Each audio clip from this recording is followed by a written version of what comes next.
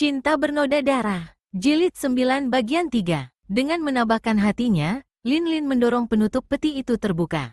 Ia melihat sinar terang, akan tetapi hampir saja ia jatuh pingsan kembali ketika melihat seorang laki-laki gundul. Sebetulnya tak patut disebut orang laki-laki, melainkan lebih pantas disebut mayat hidup, berdiri terbungkuk di dekat peti di mana ia rebah. Muka itu pucat tak berdarah dan seperti kedok. Muka mayat, kedua ujung bibir tertarik ke bawah, hidungnya panjang bengkok ke bawah. Akan tetapi Lin Lin teringat bahwa iblis ini adalah pembunuh ayah ibu angkatnya. Tidak salah lagi kali ini. Mendiang ibu angkatnya sebelum menghembuskan napas terakhir menyebut-nyebut tentang iblis dalam peti mati yang mengeluarkan suara seperti suling. Ingatan ini sekaligus mengusir semua rasa takut dan ngeri. Iblis jahat, kau pembunuh ayah ibuku, teriaknya dan Lin Lin bergerak hendak melompat keluar dari dalam peti. Akan tetapi iblis itu menggerakkan kedua tangan, menekan pundak Lin Lin dan gadis ini seketika tak dapat menggerakkan lagi kaki tangannya yang seakan-akan menjadi lumpuh. Bagus sekali, kau puteri mereka, kebetulan sekali, kau cantik dan muda. Kau harus menebus hutang ayahmu, kau harus mengawani aku di sini, menghiburku, sampai kau atau aku mampus. Suara iblis itu berbisik-bisik, mendesis-desis mengerikan dan kini mukanya makin mendekati muka Lin Lin. Tangan yang tadinya menekan pundak kini bergerak ke arah leher dan dada. Saking ngeri dan takutnya, Lin Lin menjerit keras.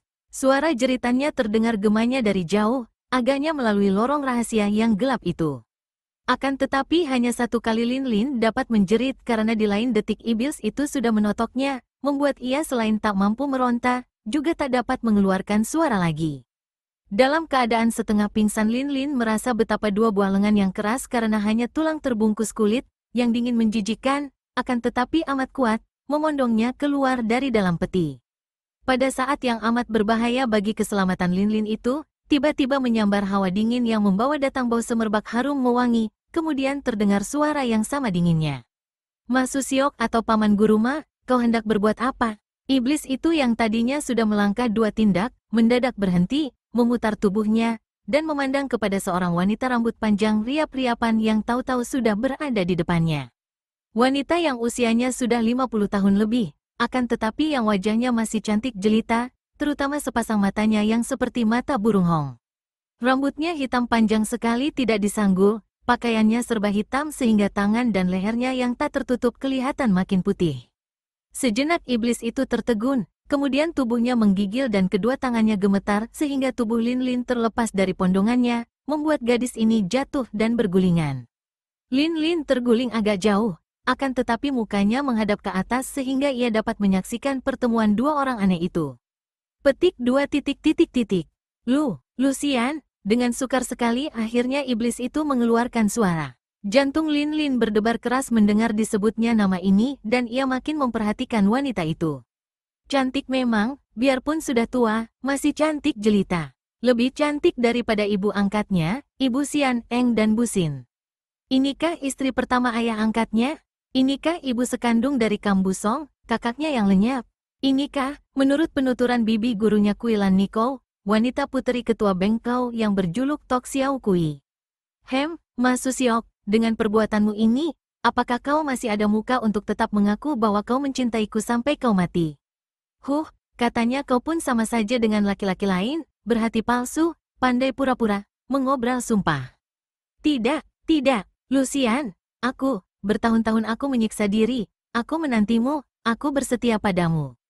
Lucian, apakah kedatanganmu ini menjadi tanda tiba saatnya aku mengecap kebahagiaanku, melewatkan hidup yang tak berapa lama lagi ini? Apakah timbul rasa iba di hatimu dan meyakinkan kau bahwa cintaku padamu murni? Tak perlu bermanis bibir, Susiok. Mau kau apakan gadis itu tadi? Aku, terus terang saja, karena tak tertahankan lagi kesunyian ini, melihat gadis itu tadi, hampir saja. Tapi untung kau segera datang, Lucian. Terima kasih, setelah kau di sini, apa artinya gadis ini bagiku? Biar 1000 orang bidadari turun, aku tidak pedulikan mereka asal kau. Sudahlah, tak perlu banyak membujuk rayu. Kita bukan orang-orang muda belia. Susiok, di luar terjadi keributan. Itgan Kaiong mengacau, kalau kau tidak memperlihatkan jasa terhadap bengkau, mana aku percaya bahwa kau betul mencintaiku. Lucian, aku tahu, selama ini kepandaianmu sudah hebat sekali, jauh melampaui kemampuanku. Mengapa kau tidak membasmi mereka yang mengacau?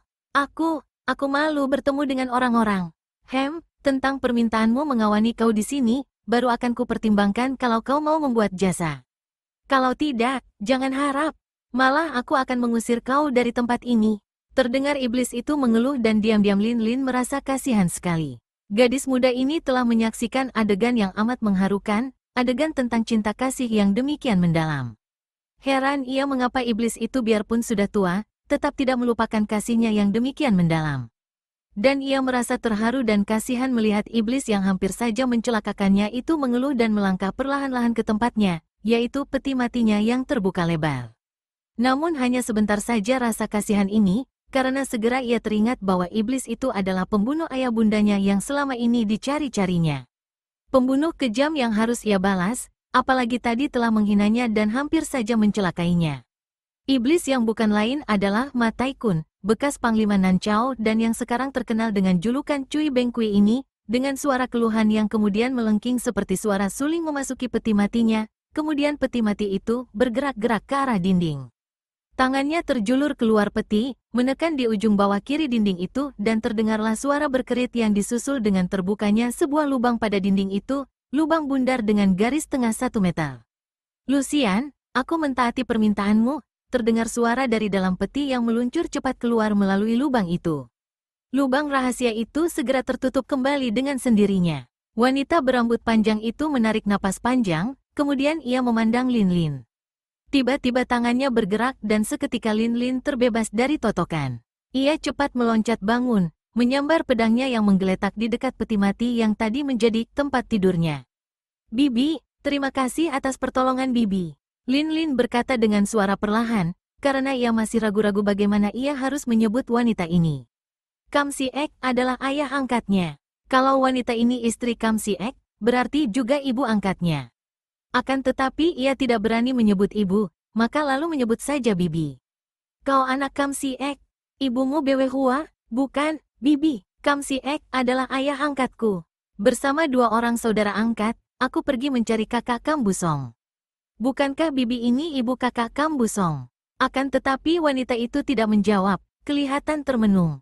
Tiba-tiba ia bertanya, bukankah cintanya amat besar kepadaku? Biarpun sudah menjadi mayat hidup, ia masih mencintaku. Cinta yang murni. Ia menarik napas lagi. Cinta bernoda darah. Lin Lin berkata suaranya berubah dingin. Apa kau bilang? Wanita itu agaknya heran. Cintanya bernoda darah. Ia telah membunuh ayah dan ibu angkatku. Bocah, kau tahu apa? Itu karena cemburu yang ditahan-tahan di samping cinta kasihnya yang mendalam. Mana ada cinta tanpa cemburu? Ia tidak mengganggu selembar rambut Kam Si Ek selama masih menjadi suamiku, selama masih mencintaku. Akan tetapi setelah mendengar Kam Si Ek berpisah dariku, malah mengawini seorang wanita lain, nah, timbullah dendamnya dan dibunuhnya mereka. Betapapun juga, dia musuh besarku, harus kubalas dendam ini. Wanita itu mengeluarkan suara ketawa halus.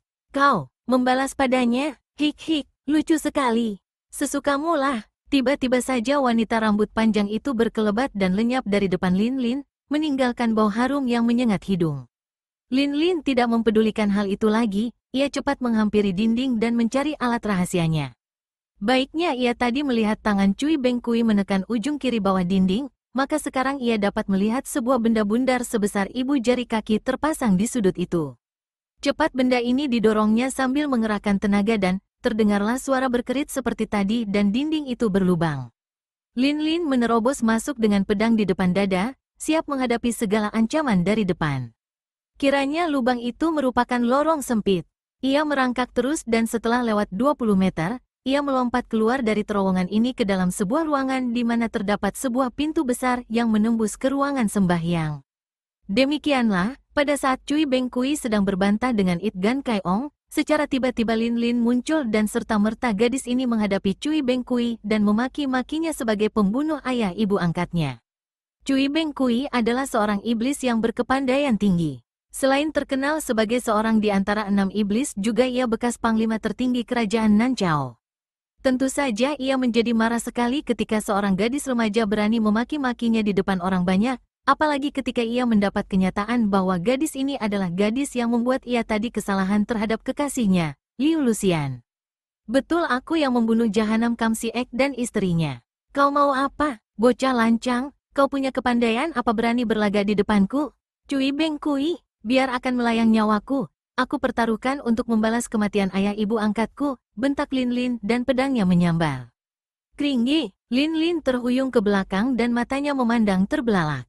Kalau ia tidak mengalami sendiri, mana ia dapat percaya? Pedangnya yang menyambar leher tadi telah ditangkis oleh kuku-kuku jari tangan mayat hidup itu. Betapa mungkin kuku jari dapat membuat pedangnya terpental dan ia terhuyung? Lin Moi, jangan lepaskan dia. Tiba-tiba terdengar bentakan nyaring dan seorang gadis lain berkelebat ke dalam kalangan pertempuran dengan pedang di tangan. Enci Eng, hati-hati, dia lihai sekali. Lin Lin girang melihat Xian Eng muncul dan membantunya, akan tetapi juga khawatir akan keselamatan Xian Eng karena ia maklum bahwa kepandaian Enci-nya itu masih jauh terlalu rendah untuk ikut menghadapi iblis yang sakti ini. Eng Moi, Lin Moi, jangan takut, aku datang. Bu Xin melompat dengan pedang di tangan pula. Pemuda ini sejak munculnya Lin Lin tadi, sudah ingin sekali membantu adiknya, akan tetapi Liu Hwe memegang lengannya dan mencegahnya sambil mengatakan bahwa Cui Beng Kui bukanlah lawannya. Akan tetapi melihat kedua orang adiknya sudah berada di sana menghadapi pembunuh orang tuanya, tentu saja Bu Xin tak dapat tinggal diam lagi. Ia memaksa diri dan meloncat ke kalangan pertempuran menemani kedua orang adiknya. Heh, bagus sekali, kalian ini anak-anak Kam Si Ek si keparat. Mari kuantar kalian menyusul orang tuamu. Setelah berkata demikian, Cui Beng Kui mengeluarkan suara melengking nyaring tinggi seperti suara suling, disusul tubuhnya yang bergerak ke depan dengan kedua lengan menamparkan ke arah Bu Xin bertiga. Pukulan ini mengandung hawa pukulan jarak jauh yang dahsyat sampai terdengar angin bersiutan menyambar-nyambar. Bu Xin cepat mengerahkan sinkangnya namun ia tetap terhuyung-huyung sampai 3 langkah ke belakang.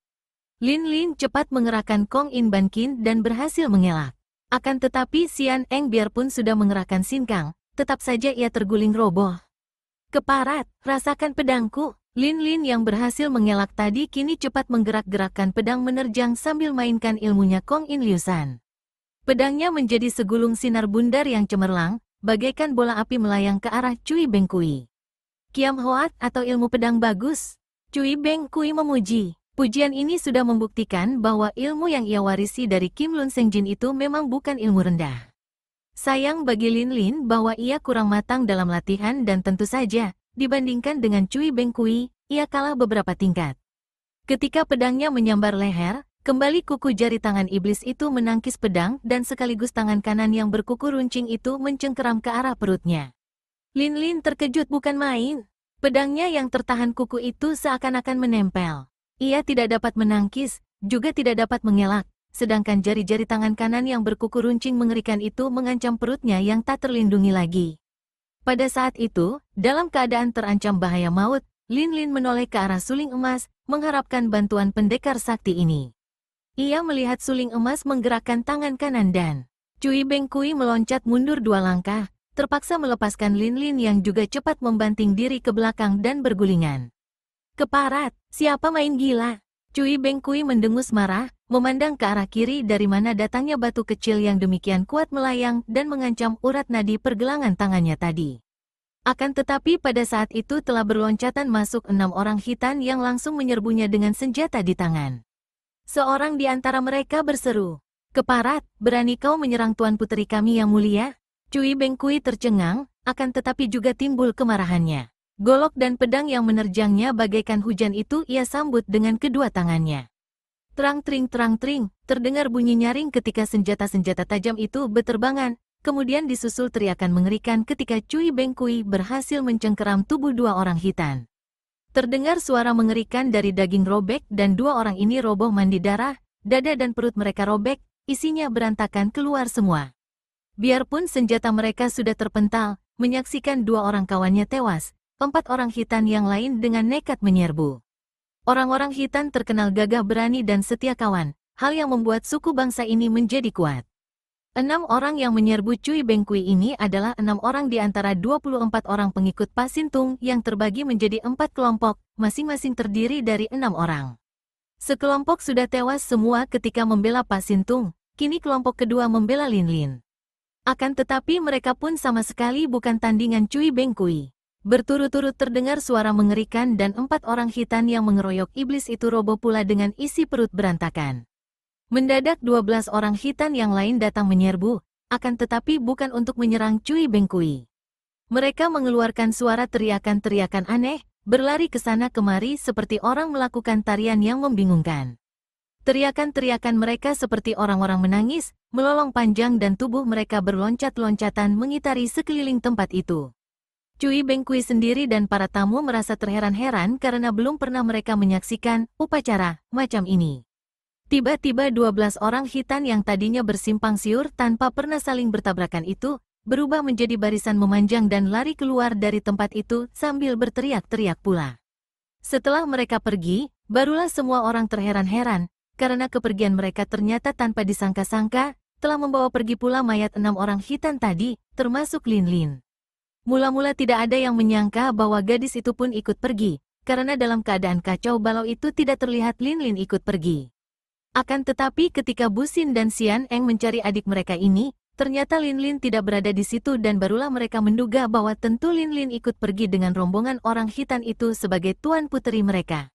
Selagi mereka kebingungan dan hendak nekat menerjang Cui Bengkui pembunuh orang tua mereka, tiba-tiba suling emas sudah berada di belakang mereka dan berkata perlahan. Bu Xin, Xian Eng, mundurlah. Dia bukan lawanmu, Towako, dia pembunuh ayah ibu. Bu Xin membantah. Xian Eng terharu mendengar kakaknya menyebut Towako kepada suling emas. Kini semua keraguannya lenyap. Jelas bahwa suling emas adalah kakaknya, Kam Busong yang selama ini mereka cari-cari, dan Bu Xin sudah mengetahuinya pula. Dengan terharu dan air mata berlinang ia memegang lengan suling emas, berkata perlahan. Kau kakak Busong. Suling emas tunduk memandang wajah cantik itu, lalu merangkul pundaknya dan mengelus rambut kepalanya. Xian Eng, adikku, apakah baru sekarang kau tahu? Kalian berdua jangan melawannya, dia amat lihai, bukan lawan kalian. Song Koko, kau majulah, balaskan kematian ayah kita. Xian Eng berkata. Suling emas tersenyum duka, lalu menggerakkan mukanya memandang ke arah depan. Tenanglah dan lihat, dia bertemu tanding. Ketika mereka memandang, kiranya sambil tertawa-tawa It Gan Kai Ong sudah maju lagi berhadapan dengan Cui Bengkui. Di belakangnya sekarang berdiri Toat Beng Kuai Jin dan Tok Sim Lotong. Jembel busuk, apakah kau hendak mengeroyok? Aku tidak takut, biar 2 orang liar ini maju membantumu, kata Cui Bengkui, nadanya mengejek. Hohohehe, aku tidak marah lagi padamu, Cui Bengkui. Cara kau membereskan lawan-lawanmu benar-benar menyenangkan. Cocok sekali kau menjadi seorang di antara 6 iblis. Tak boleh kita saling basmi. 6 iblis harus tetap utuh. Tentang penentuan siapa paling unggul, nanti bulan 5 malam ke-15 kita main-main di puncak Taisan, Tian Teliok Koai atau 6 iblis dunia akan bertemu dan saling menguji kepandaian di sana. Kau masih berani memaki Liu Lucian? Hohoho, aku tidak memakinya lagi. Musuhmu bukan aku, melainkan keluarga Sikam. Kita Tian Teliok Koai semua memusuhi kerajaan Sung yang sombong. Sayang hanya Nan Chao yang tidak mau tahu, terlalu tenggelam dalam keangkuhan sendiri. Tanpa persatuan kerajaan-kerajaan kecil, mana dapat melawan? Mereka yang keenakan tenggelam, tentu kelak akan tahu rasa kalau kerajaan Sung sudah menyerbu dan merampas kerajaan-kerajaannya. Cui Bengkui orang Nan Chao, Siang Mo Sin Ni orang Hohan, Hek Giam Lo orang Hitan, aku sendiri dari Wu Yue, sedangkan Toat Beng Kuai Jin dan Tok Sim Lotong dari Pulau Kosong di Lem Hai. Kenapa kita saling bertentangan? Lebih baik Tian Teliok Koai bersatu untuk menumbangkan pemerintah Sung. Hal ini selain akan mengangkat tinggi-tinggi nama Tian Teliok Koai, juga akan membebaskan kerajaan-kerajaan kecil daripada ancaman Sung Utara. Ucapan It Gan Kai Ong ini bergema di tengah-tengah kesunyian para tamu yang mendengarnya. Kata-kata itu agaknya termakan betul di hati mereka. Hanya utusan kerajaan Sung yang menjadi pucat lalu merah mukanya, tanda bahwa mereka terkejut dan marah. Selama ini, mereka menganggap It Gan Kai Ong sebagai tokoh sakti yang tidak memusuhi Sung, karena semua tahu belaka bahwa kakek ini adalah guru dari Suma Boan, seorang putera Pangeran Sung. Siapa kira di tempat ini, disaksikan oleh para utusan dari semua pelosok, kakek pengemis ini mengeluarkan kata-kata seperti itu. Tiba-tiba terdengar suara ketawa merdu disambung berkelebatnya bayangan yang gesit sekali. Sukar diikuti pandang mata gerakan ini dan tahu-tahu di situ telah berdiri seorang wanita berambut panjang, cantik jelita, rambutnya riap-riapan. Siapa lagi kalau bukan Siang Mosin nih? Dari rambutnya yang panjang terurai ini tersebar bau harum semerbak. Aku setuju dengan ucapan It Gan Kai Ong. Hai Hik, baru kali ini selamanya aku cocok dengan pendapat kakek jombel busuk ini. Kerajaan Hou Han selalu menyambut setiap uluran menghadapi Sung. Makin tegang keadaan di situ, terutama di antara para utusan Sung. Mereka ini diam-diam memperhatikan wajah para tamu, dan tentu saja mereka mengharapkan agar tidak banyak yang menyetujui ucapan permusuhan yang dicetuskan oleh It Gan Kai Ong terhadap Sung itu. Ho hehe, bagus sekali, Dewi cantik Siang Mosin ni juga telah setuju. Nah, Cui Beng Kui, mau tunggu apa lagi kau? Di antara Tian Te Liok Koai, sudah ada 4 tokoh yang setuju. Aku yakin yang kelima, yaitu Hek Giam Lo, tentu akan setuju pula. Orang-orang Hitan selamanya tidak menaruh hati suka terhadap Sung Utara. Hati Aoyang Xuan, Panglima Sung yang menjadi utusan kerajaannya, makin gelisah. Bukan gelisah karena nasib dia dan rombongannya, melainkan sebagai seorang panglima dan patriot sejati, ia gelisah akan nasib negaranya. Kalau cetusan permusuhan terhadap Sung ini berhasil, negaranya akan dikeroyok dari segenap penjuru. Ia tahu bahwa kalau 6 iblis itu membantu pihak lawan, akan berbahaya sekali. Otomatis pandang matanya mencari-cari suling emas. Ia tahu bahwa pendekar sakti ini amat baik hubungannya dengan kerajaan Sung. It Gan Kai Ong, jangan membuka mulut kotor di sini, tiba-tiba suling emas berkata dengan suara nyaring. Nan Chao dengan bengkau mengadakan peringatan dan mengundang semua tamu tanpa memandang perbedaan, tidak nanti para pimpinan bengkau yang bijaksana mendengar ocehanmu yang berbisa. Kemudian pendekar ini menghadapi Cui Beng Kui dan dengan suara hormat ia berkata, Lo Qianwei, harap jangan mendengarkan obrolan mulut berbisa It Gan Kai Ong. Semua itu adalah rencana jombel busuk itu dengan muridnya, Suma Boan yang mempunyai rencana memukul kerajaan Sung dari dalam dan merampas kekuasaan. Hanya orang-orang bodoh saja yang dapat diperalat oleh It Gan Kai Ong dengan rencana busuknya. Lo Qianwei sebagai bekas panglima ketua dapat memaklumi rencana busuk seperti itu. Hening sejenak mengikuti ucapan suling emas yang lantang ini. Kemudian terdengar It Gan Kai Ong terkekeh. Ho hehe, Cui Beng Kui tokoh besar Tian Te Liok Koai, mana bisa dibujuk seorang bocah dengan lidah tak bertulang? Cui Beng Kui, kau tentu tahu siapa dia? Dialah yang disebut suling emas, bocah sombong yang mengandalkan kepandaian beberapa ilmu yang diwarisinya dari Kim Mo Tai Su. Tapi, kau tentu tidak menduga bahwa dia ini sebetulnya bernama Kam Busong, keturunan satu-satunya dari bekas kekasihmu Liu Luxian dan Kam Siek. Hehe, dia ini anak musuh besarmu, dialah buah daripada percintaan antara kekasihmu dan jenderal itu. Mendadak Cui Beng Kui mengeluarkan suara melengking tinggi dan serta-merta ia menubruk suling emas dengan serangan maut dari kuku-kuku jari tangannya. Suling emas sendiri kaget setengah mati mendengar betapa It Gan Kai Ong membuka rahasianya. Ia tidak tahu bahwa kakek itu mendengar rahasia ini dari Suma Boan yang bersama Sian Eng telah dapat mengetahui rahasia suling emas. Kini hal itu dijadikan senjata oleh It Gan Kai Ong untuk membakar hati Cui Beng Kui dan berhasillah usahanya. Cui Beng Kui yang merasa amat sakit hati terhadap mendiang Kam Siek yang merampas kekasihnya, kini marah sekali mendengar bahwa suling emas adalah anak jenderal itu bersama kekasihnya, Liu Luxian. Namun suling emas bukanlah seorang lemah. Jauh daripada itu, ia malah seorang sakti yang memiliki ilmu tinggi, menghadapi serangan mendadak yang amat dahsyat itu ia berlaku tenang. Cepat kakinya menendang bumi dan tubuhnya melayang ke belakang menghindari terjangan hebat. Lo Qianwei, sabarlah, aku tidak ingin bermusuhan denganmu. Pertama karena, terpaksa ia menghentikan kata-katanya karena pada saat itu Cui Beng Kui sudah menubruk dengan tangan kanan memukul ke arah dada, sedangkan tangan kiri dengan jari-jari terbuka mencengkeram ke arah ubun-ubun kepala. Hebatnya bukan kepalang serangan ini, apalagi dibarengi bentakan yang demikian nyaringnya sehingga banyak tamu yang kurang kuat roboh lemas. Suling emas terkejut. Ia sendiri merasa betapa jantungnya tergetar oleh bentakan ini dan maklumlah ia bahwa mungkin selama puluhan tahun bersembunyi di dalam peti mati telah mendatangkan semacam tenaga gaib yang amat mukjizat dalam bentakan mayat hidup itu. Ia maklum bahwa kalau ia mengadu tenaga menangkis, tenaga sinkangnya akan berkurang oleh suara bentakan yang melengking tinggi mengerikan itu. Kembali ia meloncat ke samping menghindarkan diri sambil mencabut sulingnya. Begitu ia menggerakkan sulingnya, terdengarlah suara melengking kedua yang jauh bedanya. Kalau suara melengking yang keluar dari kerongkongan Cui Bengkui terdengar kasar seakan-akan hendak mencopot jantung memecahkan anak telinga, adalah lengking yang keluar dari suling-suling emas terdengar lemah gemulai, halus lembut dan merdu, namun juga mengandung tenaga mukjizat yang seakan-akan mencopoti semua urat saraf dalam tubuh.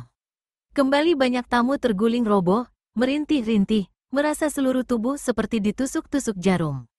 Karena kau adalah tokoh Nan Chao, suara suling emas terdengar jelas mengatasi dua suara melengking. Kedua, karena kesetiaanmu terhadap ibuku sehingga kau rela hidup menderita. Kembali ia menghentikan kata-katanya karena serangan Cui Bengkui makin dahsyat. Gerakan kedua lengan tangan Cui Bengkui merupakan lingkaran-lingkaran yang mematikan semua jalan keluar, tak mungkin kali ini suling emas mengelak lagi.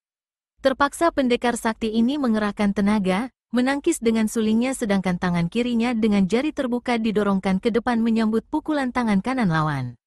Dis, telapak tangan suling emas bertemu dengan tangan Cui Bengkui. Pertemuan dua tenaga raksasa yang tidak kelihatan ini akibatnya luar biasa. Sejenak keduanya seakan-akan tertahan dan tangan mereka saling tempel melekat, akan tetapi beberapa detik kemudian, keduanya terhuyung ke belakang. Suling emas tak dapat menahan dirinya, terjungkal dengan muka pucat, sedangkan Cui Bengkui terhuyung-huyung dan berdiri dengan napas terengah-engah, tubuhnya menggigil. Busin dan Xian Eng cepat menghampiri kakak mereka itu, membantunya bangun. Suling emas meramkan mata sebentar, kemudian tersenyum, membuka mata dan menggoyang-goyangkan kepalanya. Mundurlah kalian, aku tidak apa-apa, katanya, siap untuk menghadapi Cui Bengkui yang ganas. Dengan wajah penuh kekhawatiran, Busin dan Xian Eng mundur. Suling emas sudah berdiri dan kini dia merasa penasaran. Mayat hidup itu tidak tahu diri, pikirnya. Tidak tahu bahwa ia sebagai orang muda sudah mengalah banyak. Ia berlaku sungkan karena mengingat akan ibunya, ingat bahwa orang ini adalah seorang yang sengsara hidupnya karena cinta kasihnya terhadap ibunya. Inilah sebabnya mengapa ia masih berlaku sabar sungguh pun ia tahu bahwa orang ini adalah pembunuh ayahnya. Ia sudah banyak mengalah, siapa kira Cui Bengkui malah menggunakan kesempatan selagi ia mengalah itu untuk mencelakainya, dengan melontarkan pukulan tadi. Ia dapat menduga, itulah pukulan maut yang kata orang disebut Cui Bengciang atau pukulan pengejar roh, yang selalu menjadi buah percakapan para tokoh tingkat tinggi dengan hati kagum karena selama ini belum pernah ada yang sanggup mengatasi pukulan maut itu. Dengan pukulan ini pula Cui Bengkui mengangkat namanya menjadi seorang di antara 6 iblis. Dan sekarang iblis itu telah menggunakan pukulan ini terhadapnya. Iblis tua, kau tidak tahu dihormat orang muda, katanya perlahan dan timbul niat untuk memberi hajaran kepada Cui Bengkui.